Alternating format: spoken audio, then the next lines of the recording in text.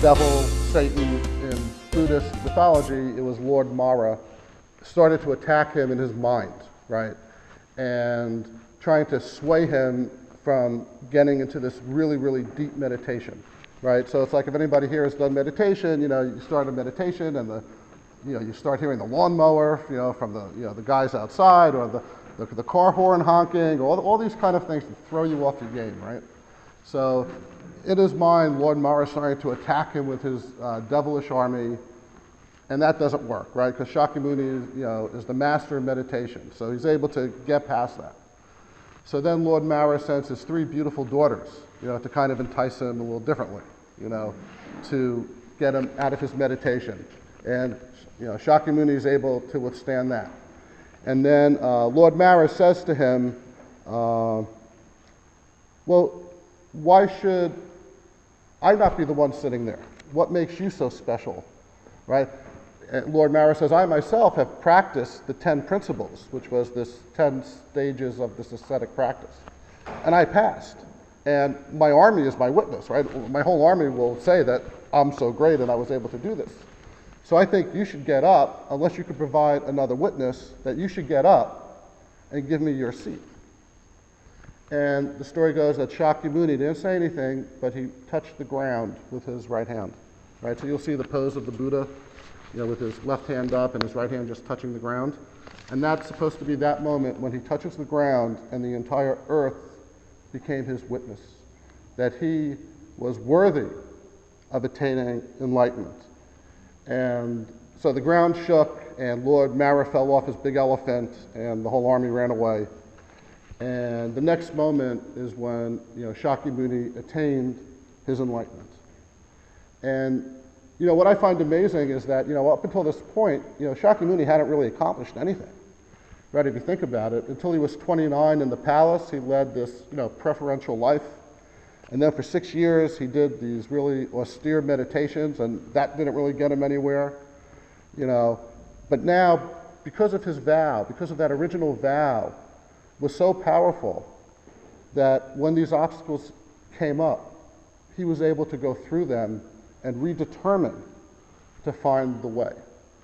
And at that moment, he attained his enlightenment, which is he saw in the single moment all of his past lives, he saw all of his future lives, he saw that everything exists in a single moment of time, and that there is this transient law, that there is this law of things being born and dying, cause and effect, right? We call that Renge, that's the lotus.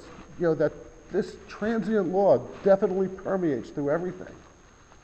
But at the same time, we have joy, right? And it's the joy, and knowing this and then having joy, experiencing joy in our lives, that actually frees us from this suffering of birth and death. That because we're human, we have this cause and effect, we have this birth and death, we have this cycle. But there's something else that runs, it's like a string, and this is the mystic law, it's a string that runs through this. Right? So even though we have these cycles, there's life itself, joy of life that runs through that, if we could only tap into that. So this was his enlightenment. And he woke up the next morning and he said, okay, now if I try to tell that to all these people, they're going to think I'm crazy, right? Because nobody had ever heard anything, like this before. And so for a few days, he knew he would have to go out and teach, because that was his whole vow. But it took him a few days to kind of get himself ready, right? So he goes out and he starts walking down this dirt road, and this aged old man, kind of like another ascetic, gaunt, and you could tell he was like a religious person seeking the path, and he meets the Buddha. And so Shakyamuni tries to enlighten him, tries to teach him. And the guy just looks at him and says, you must be crazy. And then he finally says to him, well, who was your teacher? Who taught you this? And Shakyamuni says, well, I awakened to this myself. And the guy said, well, when you get a teacher and you learn, come back and tell me what you got to tell me. And he walks away. So Shakyamuni is a little depressed, right? Because here he was awakened to the truth. He's like the Buddha now. And the first person he meets to teach, he can't do it, right? he just failed, right? So he failed again. And then things started to change, right? He continues down, he goes to the next village, he meets up with these 5 ascetics who actually he practiced aesthetics with, and he actually is able to teach them and convert them, and they actually became his first 5, followers. And from that, everything grew. But, so the main point is this whole concept that when we make a vow, we don't necessarily always see the result immediately. We're on like human time. When we're on human time, we think, oh, we make a vow, here's, how come it doesn't happen?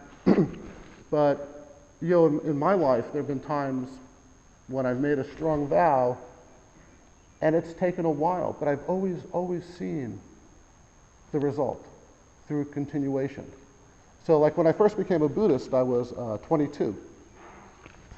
And I thought, I didn't really know much, but I thought Buddhism was pretty cool because everybody was telling me I could become enlightened. So I thought, oh, okay, I'll become a Buddha. So I made a vow, actually, to become a Buddha. And I remember the group I was with, we used to count how much we chanted, right? Every time we chanted 15 minutes, we would color in a box. And if you chanted for, so many hours and you've completed the chart, you'd have some kind of goal or some determination. And I remember, on the bottom I put, to become a Buddha, and I made this vow. And,